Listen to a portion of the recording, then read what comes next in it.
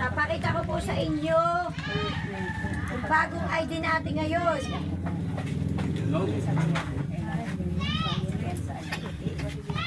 Ang gusto po ng ating minamahal na mayor ay maganda ang ID. Ano po, ganito na po. Dahil siya po'y pipirma doon sa likod. Pero ako pa rin po ang nakapirma po. Ako po yung Oscar ninyo hanggang December 2026.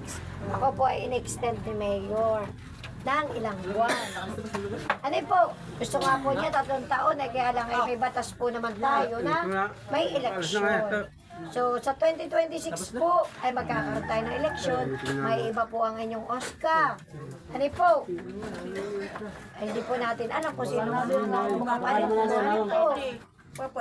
Hindi na po, basta pagkaraan po ng termino ni Mayor, kung papayag po si Mayor na magbago uli, hindi magbabago, ano po. Kaya po ako humihingi ng inyong ID. Dahil paglabas po ninyo, permado na kayo, may picture na kayo, paglabas ay ID na ganito. Ano po, kayo pong perma ninyo dito sa akin, yung po magiging perma natin. I-vlog natin.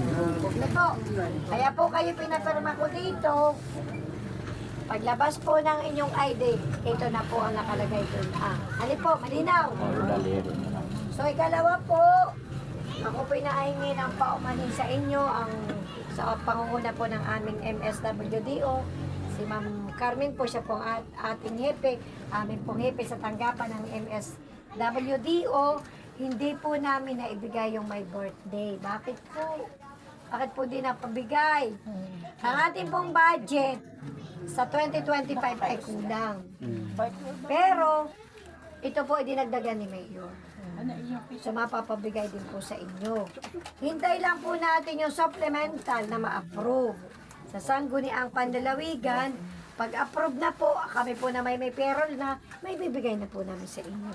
Isasabay na po natin sa 4th quarter. Yung pong may birthday ng July, August, September. 4th quarter na po matatanggap.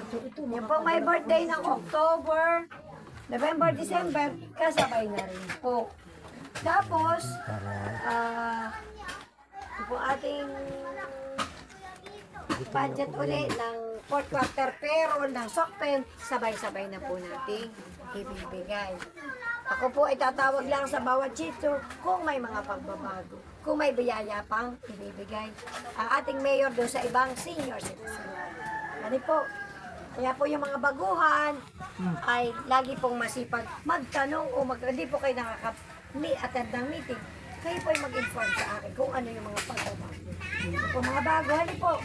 Yung mga bagong senior, kayo po ay mag-update sa akin kung ano mga pagbabago. Bagay po ninyo dahil may biyayang tatanggapin, eh, palagi po kayo mag-inform sa akin. Ano po? Kayo po susunod ay napakahirapan po ng panahon natin. Pwede po baka tayo magtagpo na lang talaga doon na. Hindi naman, pag maganda pa naman. Diretso po kami. Sa Disyembre, Pero kung malalim po talaga, ay, hindi na nagbabaha dito pag Disyembre. kaya nga po, kaya po ito yung pinapakiusap ko sa inyo.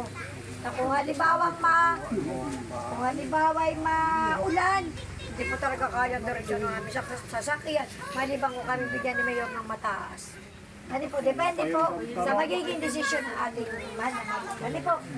So yun po tayo umasa na tayo pagbibigyan ni Mayor ng mataas na sasakyan para kami makadiretso dito. Ano po? Tayo po tulong-tulong na makikiusap kay Mayor. Ano po? Mangyari po, nawa. So yun po ang ating bagong meeting ngayon dahil ang lumo-upper na po, hindi na nag-meeting. Ang hilo din na rin nag-meeting.